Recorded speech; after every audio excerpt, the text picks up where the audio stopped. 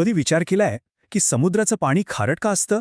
म्हणजे लहानपणापासून आपल्याला पडलेला हा एक अगदी सामान्य प्रश्न आहे, पण तितकंच रंजक सुद्धा. चला, आज यामागचं विज्ञान अगदी सोप्या भाषेत समजून घेऊया. हे एक मोठं कोड आहे नाही का? बघा ना, जगातल्या जवळजवळ सगळ्या नद्या ज्या गोड पाण्याच्या आहेत त्या शेवटी समुद्राला जाऊन मिळतात. मग तरीही समुद्राचं पाणी इतकं खारट कसं काय? याच कोड्याची उकल आज आपण करणार आहोत.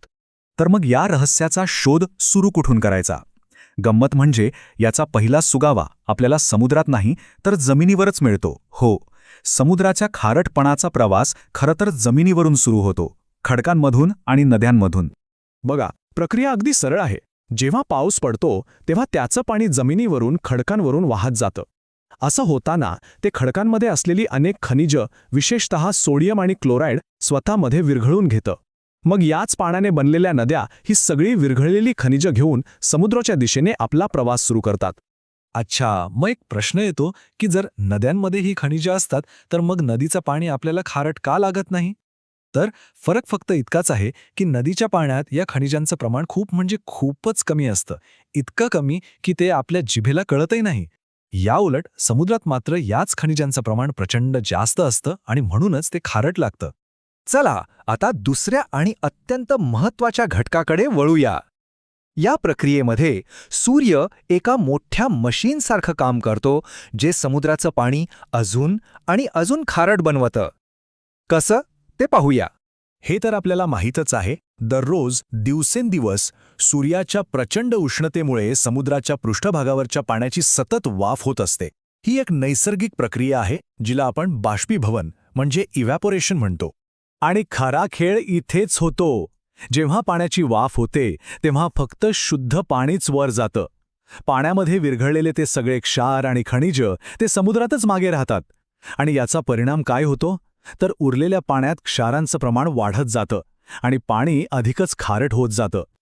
आत्तापर्यंत आपण जमिनीवर आणि समुद्राच्या पृष्ठभागावर काय होतं ते पाहिलं. पण खारटपणाची काही कारणं समुद्राच्या खोल पोटात, त्याच्या तळाशी सुद्धा दडलेली आहेत. हो, अगदी खरं आहे. समुद्राच्या तळाशी सुद्धा अनेक जागृत ज्वालामुखी आणि गरम पाण्याचे झरे असतात, ज्यांना हायड्रोथर्मल व्हेंट्स असं म्हणतात.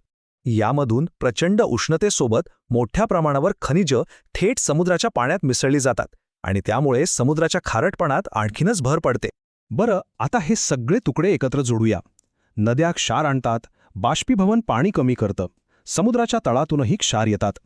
पण ह्या सगळ्याला अर्थ देणारा एक घटक आहे आणि तो म्हणजे वेळ. लाखो करोडो वर्षांचा प्रचंड काळ. समुद्र काही एका रात्रीत खारट झालेला नाहीये बरं का.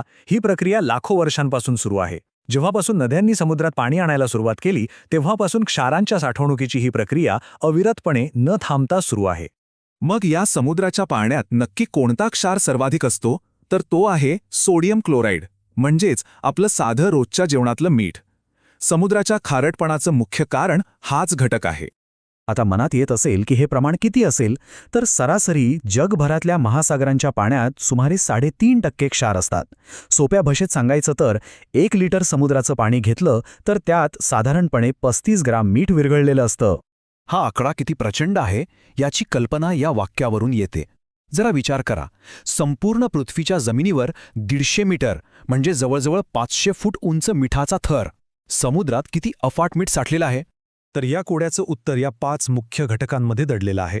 खडकांची झीज होणं, नद्यांनी ती खनिजं समुद्रापर्यंत वाहून आणणं, बाष्पीभवनामुळे क्षार जमा होणं, समुद्राच्या तळाशी होणाऱ्या प्रक्रिया आणि हे सगळं लाखो वर्षांपासून अविरतपणे चालत राहणं, या सगळ्यांनी मिळून आपल्या महासागरांना खारट बनवलं आहे. आणि जाता जाता एक विचार करायला लावणारा प्रश्न, जर नद्या आणि ज्वालामुखी समुद्रात सतत मीठ टाकत असतील तर समुद्राचा खारटपणा सतत वाढत का नाहीये? तो साधारणपणे एका पातळीवर स्थिर कसा राहतो? कोणत्या नैसर्गिक प्रक्रिया त्याला अमर्याद वाढण्यापासून रोखत असतील यावर नक्की विचार करा. भेटूया पुढच्या वेळी अशाच एका नवीन माहितीसोबत.